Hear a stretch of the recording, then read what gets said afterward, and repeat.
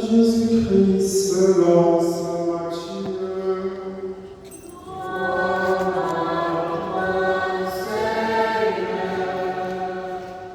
Comme les disciples s'étaient rassemblés autour de Jésus sur la montagne, il leur disait: vous êtes le sel de la terre. Si le sel se dénature, comment redeviendra-t-il du sel? Il n'est plus bon à rien. On le jette dehors et les gens le piétinent. Vous êtes la lumière du monde. Une ville située sur une montagne ne peut être cachée. Et l'on n'allume pas une lampe pour la mettre sous le boisseau. On la met sur le lampadaire et elle brille pour tous ceux qui sont dans la maison. De même que votre lumière brille devant les hommes, alors, en voyant ce que vous faites de bien, ils rendront gloire à votre Père qui est aux cieux. Acclamons la parole de Dieu.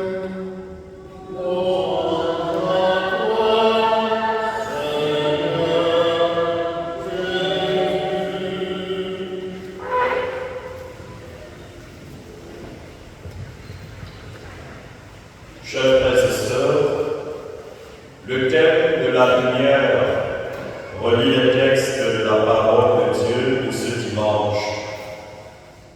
En Isaïe, dans la première lecture, la lumière donnée par Dieu récompense les bonnes œuvres de ce fidèle. Et quelles bonnes œuvres font jaillir leur lumière. Dans le psaume, il est question du juste, l'homme de bien qui a pitié, qui partage. C'est un homme de justice, de tendresse et de pitié. Cet homme-là, qui craint le Seigneur, est, dit le psalmiste, lumière des cœurs droits. Et dans l'Évangile, le Christ crucifié, dont l'apôtre Paul annoncera le mystère, dit à ses disciples qui sont la lumière du monde et le sel de la terre. En effet, chers frères et sœurs, la prophétie d'Isaïe que nous avons écoutée dans la première lecture retentit dans un contexte historique où les fils d'Israël, revenus de leur long exil à Babylone, sont découragés face aux difficultés liées à la reconstruction et à la restauration de leur pays. Et puis la cohabitation avec ceux qui étaient restés n'est pas facile. L'exil à Babylone a amené les rapatriés d'Israël à adopter la culture grecque, les mots, les usages des Grecs, et vous voyez que se mettre ensemble n'est pas très évident. Face à toutes ces difficultés, les fils d'Israël sont découragés. Dieu avait promis le salut, mais rien ne vient. À quoi bon se demande-t-il alors jeûner et prier? Quel est donc le jeûne qui plaît à Dieu? En réponse à leurs interrogations, 3 actions concrètes leur sont recommandées par le Seigneur à travers le prophète Isaïe, du moins un de ses disciples, puisque cette 3e partie du livre d'Isaïe, qu'on appelle le Trito Isaïe, est écrite par un des disciples du prophète. Le Seigneur recommande 3 actions concrètes: donner du pain à l'affamé, accueillir le sans-abri, donner des vêtements à qui en manque.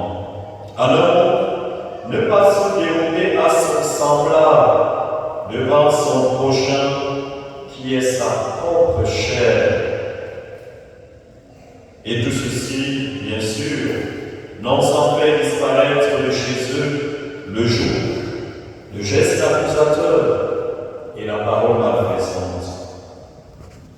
Voilà, chers frères et sœurs, des actions concrètes, des gestes qui font ou alors qui feront briller la lumière des fidèles du Seigneur et qui attireront sur eux la lumière du Seigneur elle-même, celle du bonheur et de sa protection.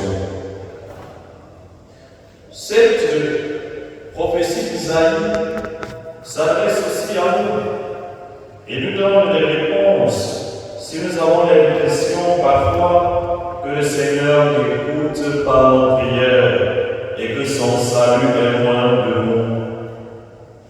Si tel est notre cas, posons ces actes, ces actions concrètes qu'il recommande à travers le prophète Isaïe, c'est-à-dire donner de notre pain à l'affamé, accueillir le sans-abri, donner des vêtements qui en venir en aide aux malheureux, ne pas négliger notre prochain, qui est notre propre chair. Faisons tout cela, faisons du bien, le bien qui est lumière et qui fait briller notre lumière.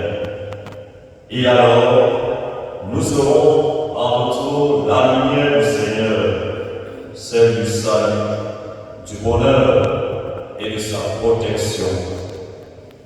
Faire du bien, voilà qui est essentiel. Le juste, l'homme qui craint le Seigneur, c'est l'homme de bien, comme dit dans le psaume de ce dimanche.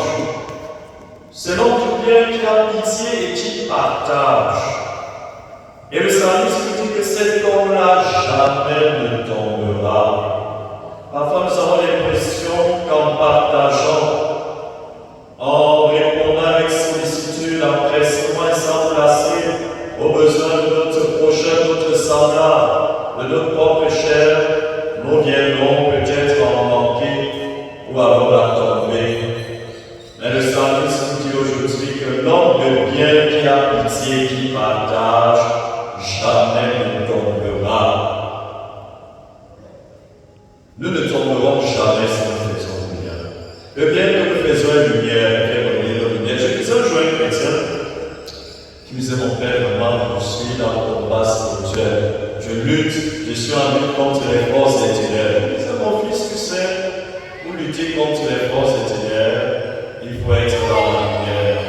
Il faut être en lumière. Et il faut faire du bien qui est lumière. Le bien que tu fais lumière. Et il dissipe les ténèbres autour de toi. Il aveugle même ceux qui viennent dans les ténèbres pour t'attaquer.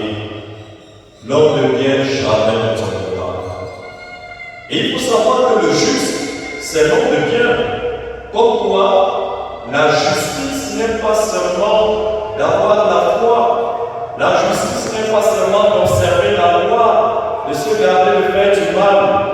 Aussi est-elle de faire du bien.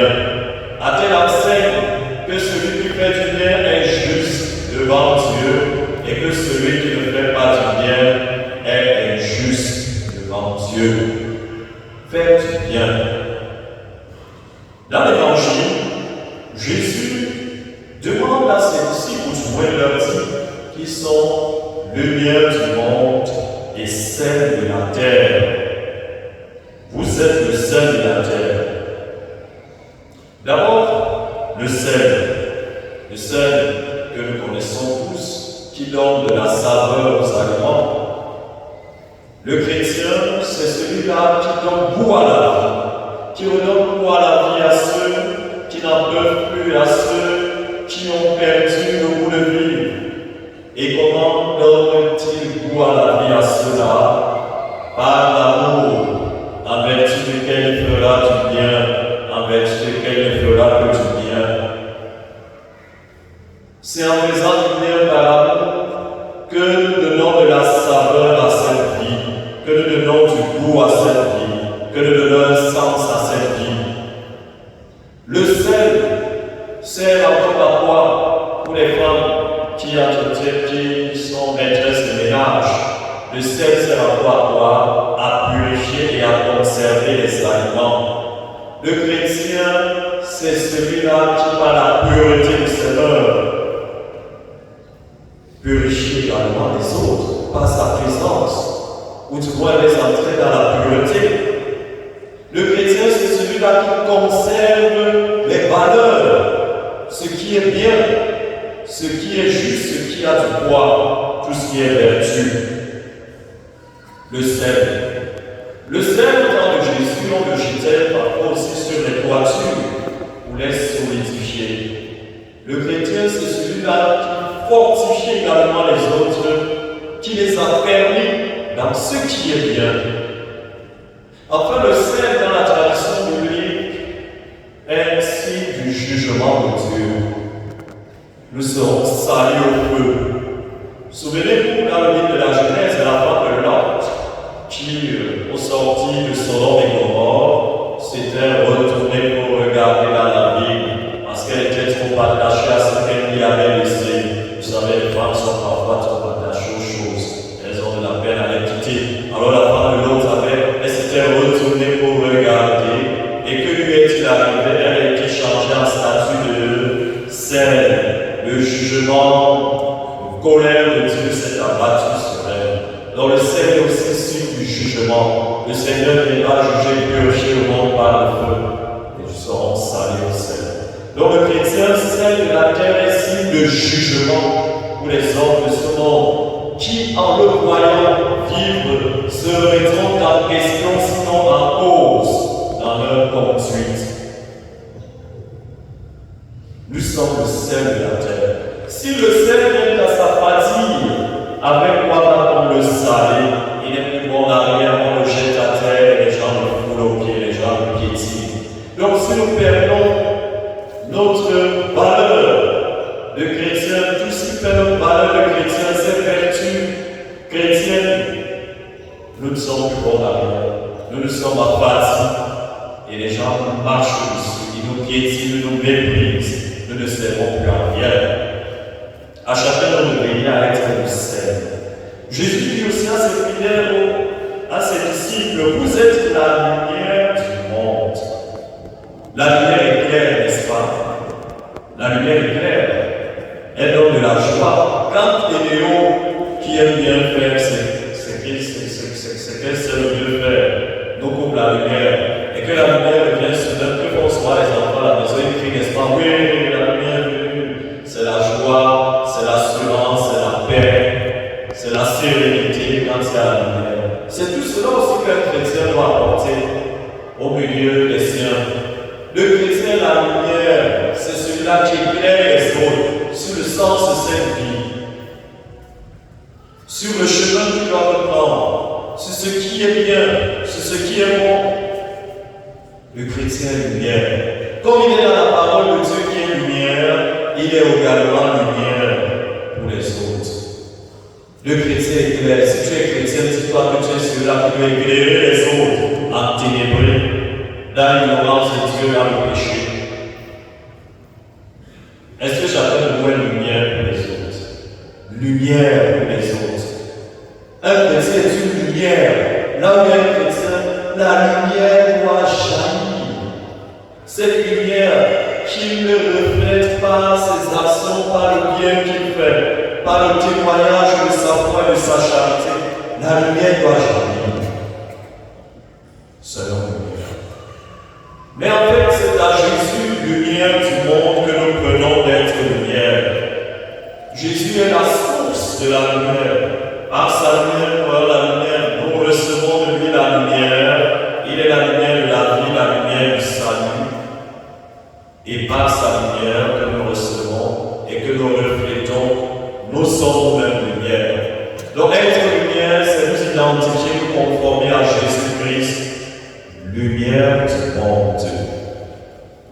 Et Jésus dit ceci, de même que votre, déjà voilà il dit, on a eu pas une lampe pour la mettre sous le boisseau. Le boisseau, signe, symbole, et bien que ce monde qui exerce un attrait sur nous ne doit pas étouffer notre lumière. La lumière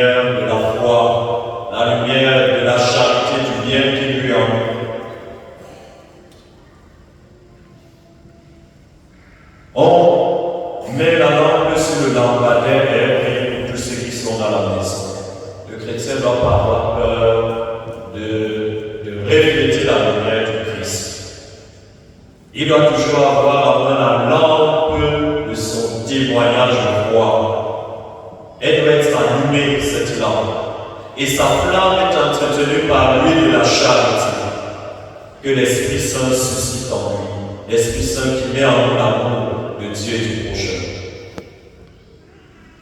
Et Jésus dit de même que votre lumière brille devant les hommes, alors en voyant ce que vous faites de bien. Ça veut dire que c'est en voyant ce que nous faisons de bien que notre lumière brille devant les hommes. Comme quoi le bien que nous faisons fait briller notre lumière. Quand tu fais du bien, tu es dans la lumière et tu brilles. Tu brilles aux yeux de Dieu et aux yeux des hommes. Voilà ce qui nous est recommandé. Tout ceci se résume à nous conformer à Jésus-Christ. Le Messie crucifié que Saint Paul apôtre annonce en guise de sagesse pour l'annonce d'un Messie crucifié. Ce n'est pas le Messie avec qui nous n'aurons que la gloire. C'est le Messie avec qui nous connaîtrons aussi la souffrance, la peine, les épreuves, la misère, la maladie. Conformément au mystère de sa foi, et dans la souffrance, tâchons d'être et de rester lumière. Vous êtes le sel de la terre, il faut garder